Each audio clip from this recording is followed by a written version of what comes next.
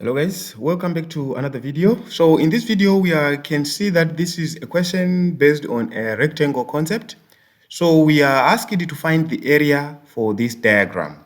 So in this case we can see that there is a space here. Here there is a space in this case. So what we need to do when we are solving for this question, we need to find the area for the whole shape, which is the rectangle. So what we do, we say the area is equals to rectangle first, rectangle area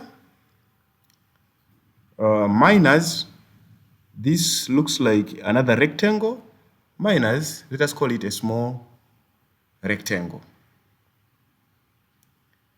Okay, if that is the case, we are saying the big rectangle, which is 13 decimeter times 6 dm, we close bracket, we subtract 4 times 2 dm, and when you multiply this 6 times 3, we get 8, carry 1, 6, this is 78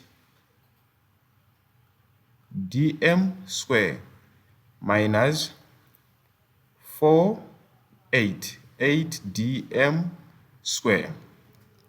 And that, if that is the case, when we subtract, we get nothing but 70 dm square.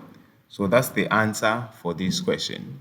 So we find the area for the big shape and we subtract for the smaller one here by closing here. So that's how we get the area for this shape. Let us look into another shape.